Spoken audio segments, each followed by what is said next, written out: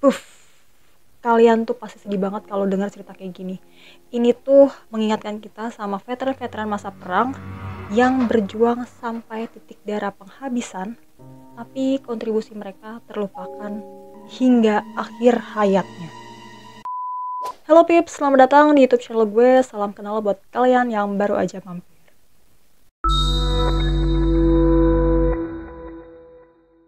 Kali ini gue bakal ngebahas prajurit Amerika dan aksi heroiknya dalam Perang Dunia Pertama, namun seolah terlupakan saat ia pensiun dari militer.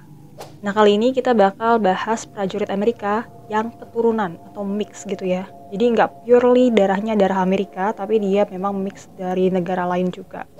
Disclaimer dulu ya Peps ya, kalau di sini kita hanya ingin membahas mengenai kisah hidup prajurit ini aja dan aksi heroiknya untuk bangsanya itu, serta kompensasi apa yang ia peroleh setelah pensiun. Oh ya, yang kita bahas kali ini adalah prajurit kulit hitam bernama Henry Johnson.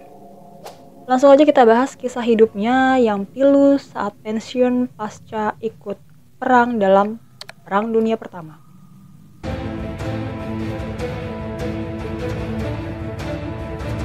Terlepas dari aksi heroiknya pada Perang Dunia Pertama, prajurit Angkatan Darat Amerika Serikat Henry Johnson ternyata baru menerima haknya pada tahun 2015. Ini kalau dihitung-hitung tentunya 86 tahun dong setelah ia meninggal dalam kemiskinan dan ketidakjelasan. Jadi nggak ada tunjangan buat dia, kompensasi setelah dia ikut perang, serta luka-luka yang dideritanya itu tuh nggak ada tunjangan disabilitas itu loh atas luka-luka yang ia derita selama masa Perang Dunia Pertama. Tips, meskipun warga Amerika keturunan Afrika telah bertugas di Angkatan Bersenjata Amerika Serikat sejak Perang Revolusi, mereka ternyata masih menghadapi diskriminasi dan segregasi di kalangan militer Amerika Serikat selama berabad-abad. Hingga akhirnya presiden saat itu, yakni Harry Truman, mengintegrasikan militer pada tahun 1948, dan kebijakan ini tentunya membuat tentara kulit berwarna harus bertugas di unit all black atau ya yang serba hitam. Nah, salah satu prajurit yang tergabung di unit ini ya si Henry Johnson. Nah, si Henry Johnson ini merupakan salah satu dari ribuan warga Amerika yang gercep banget saat itu untuk langsung mendaftar sebagai prajurit Amerika atau prajurit militer selama masa Perang Dunia Pertama untuk mengakhiri masa perang pada saat itu. Nah, Pips, di Amerika sana saat itu segregasi masih berlaku, baik itu dalam kehidupan sipil maupun militer. Dan saat itu Amerika Serikat memasuki masa perang pada tahun 1917. Kendati demikian, ternyata masih banyak tentara kulit hitam yang ikut terus mengabdi pada negaranya, walaupun mereka menghadapi segregasi atau pengelompokan ya seperti itu. Jadi berdasarkan ras, agama, status sosial itu mereka dibedakan pada saat itu.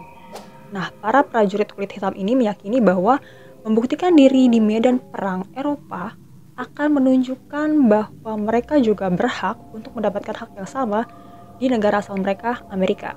Namun terlepas dari antusiasme yang kuat dari para prajurit kulit hitam ini, sayangnya sebagian besar komandan militer Amerika saat itu masih merasa kurang percaya pada kemampuan tempur mereka. Saat itu Pips ya, unit serba hitam ini seringkali hanya melakukan pekerjaan kasar di garis depan, seperti mengangkut perbekalan atau menggali tempat untuk buang kotoran gitulah ya. Makanya saat Perang Dunia Pertama itu mereka jarang diberi pelatihan yang memadai untuk garda terdepan gitulah. Namun menjelang akhir masa perang, para prajurit kulit hitam ini akhirnya mendapatkan perhatian. Satu resimen yang seluruhnya berkulit hitam termasuk Johnson mendapatkan ketenaran sebagai unit tempur legendaris pada Perang Dunia Pertama.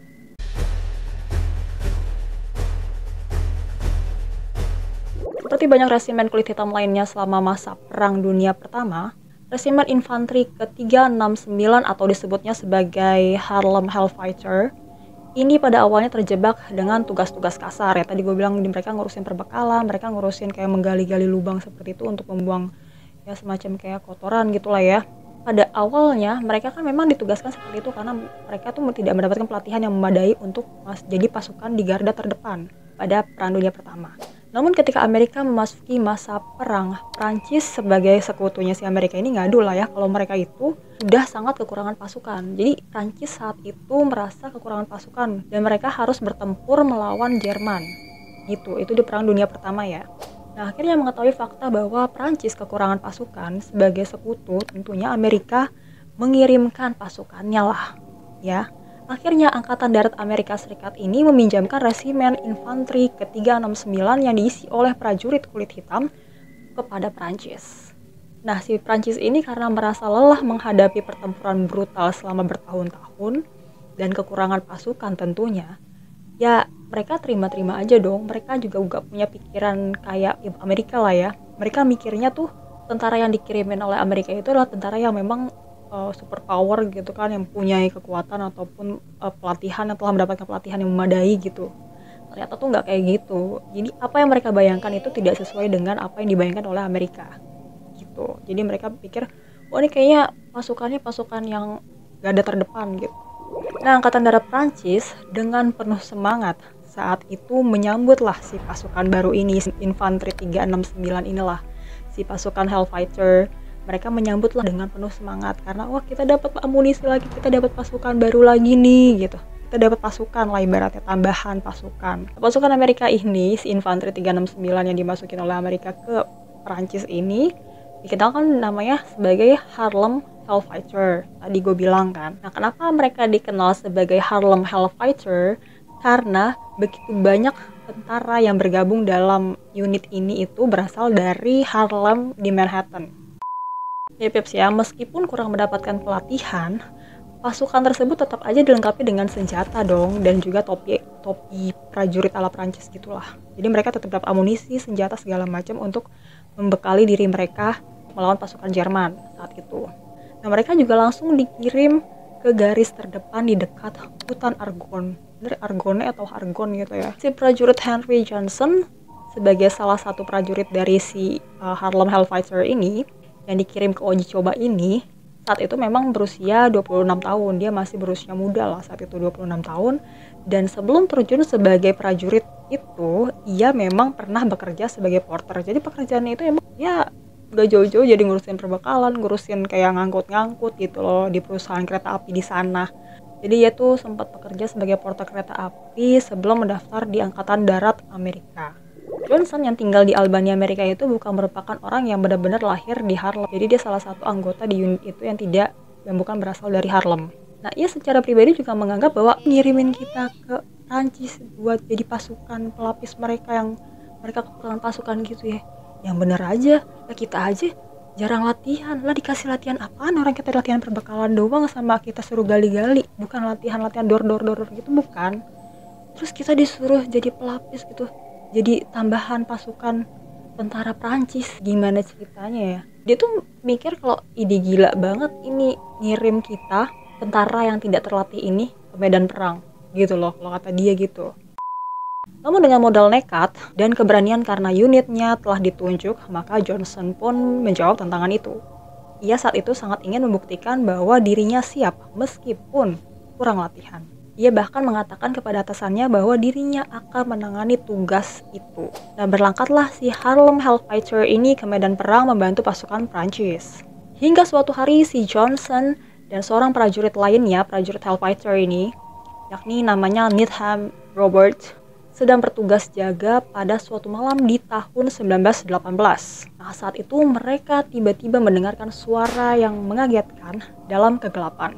Nah, sumber suara itu berasal dari dekat pagar yang telah ditetapkan oleh Prancis sebagai perimeter atau garis pertahanan Prancis melawan Jerman. Menyadari suara tersebut sebagai suara pemotong kawat, Johnson pun refleks langsung melemparkan granat ke arah suara tersebut, yang kemudian membuat tentara Jerman membalasnya dengan melepaskan tembakan. Sekedar info aja ya Peps, pada Perang Dunia Pertama, Amerika Serikat memang terlibat perang melawan Jerman. Dan Prancis ini ya jadi sekutunya Amerika saat itu. Lanjut. Setelah aksi refleks Johnson ini berbalas tembakan dari pasukan Jerman, Needham Roberts yang tadi tandem jaga bareng Johnson pun langsung terkena granat. Nah, terluka seperti itu, Roberts pun tidak bisa berbuat apa-apa selain berbaring di parit dan menyerahkan amunisi yang ia miliki kepada Johnson saat rekannya itu hendak melawan Jerman.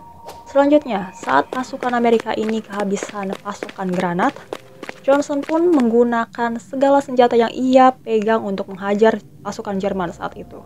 Ia pun mulai membalas tembakan pasukan Jerman menggunakan senapannya sendiri, namun kemudian secara tidak sengaja ia menghentikannya. Ia sadar bahwa gak mungkin juga ya gue masukin peluru Amerika ke dalam senjata Prancis gitu kan, senapan Prancis, mungkin beda kali ya.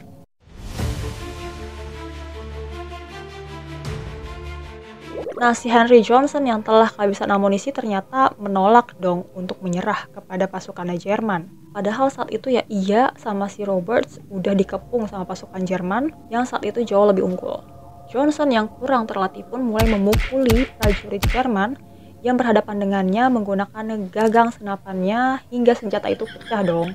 Ketika Johnson melihat bahwa musuh berusaha menangkap temannya nih si Roberts, dia pun kembali menyerang mereka, kali ini menggunakan pisau bolo dan menahan serangan mereka. Hingga bala bantuan pun tiba untuk membantu mereka.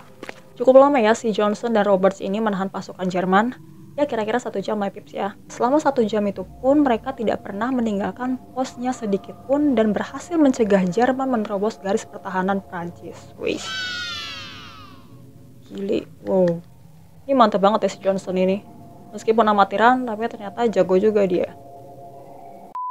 Nah, akibat pertarungan menghalau pasukan Jerman ini, tentunya si Johnson menderita lebih dari 21 luka lah. Berarti demikian, ia akhirnya dapat menghabisi 4 prajurit Jerman dan melukai setidaknya 20-an prajurit lainnya. Wih, wow, jago juga. Terus si Johnson ini ngomong dong, tidak ada yang mengesankan tentang pengalaman itu. Saya hanya berjuang untuk hidup. Bahkan seekor kelinci pun akan melakukan hal itu jika merasa terancam, itu kata Johnson. Meskipun si Johnson ini merendah dengan mengatakan bahwa dirinya hanya berusaha untuk bertahan saja, namun militer Prancis tidak sependapat dan malah menganugerahi dirinya dan Roberts dengan penghargaan Croix de Guerre. Nah, kayak gini tulisannya ya. Gue nggak tahu sebutannya gimana. Ini semacam penghargaan militer tertinggi di negara tersebut. Dengan diberikannya penghargaan itu, kedua Hellfighters tersebut menjadi prajurit Amerika pertama yang menerima kehormatan itu dan seluruh pasukan Prancis tempat mereka ditempatkan pun berbaris untuk menyaksikan upacara penganugerahan itu. Jadi mereka ini semacam superhero di negara lain namun dipandang sebelah mata di negara sendirilah.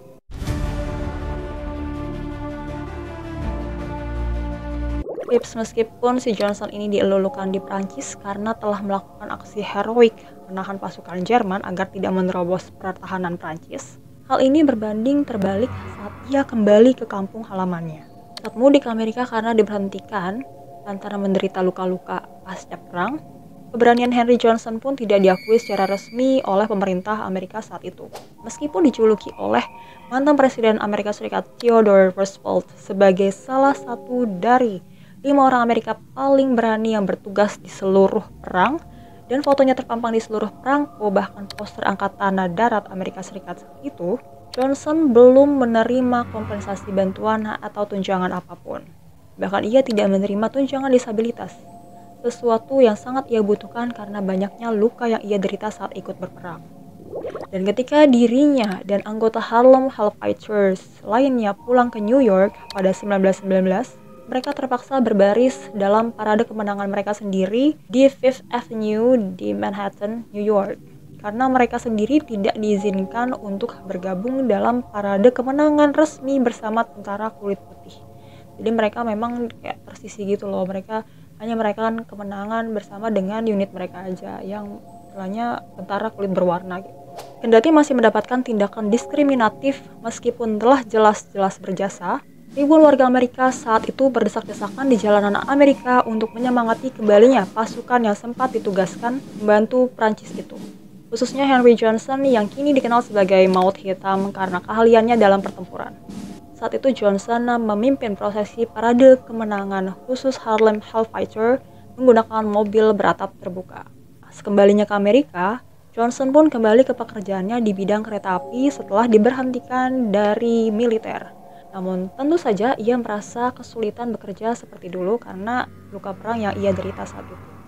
Tragisnya, si Henry Johnson ini yang masuk dunia militer ketika usia 26 tahun, akhirnya meninggal pada 1929 saat berusia 32 tahun. Jadi sekitar 6 tahun setelah dia masuk jadi prajurit di Perang Dunia Pertama, dia meninggal karena luka-luka yang diderita dan juga ada penyakit lainnya. Nah, si Johnson ini meninggal saat usia 32 tahun karena menderita miokarditis dan tidak menerima tunjangan apapun atas jasa-jasanya.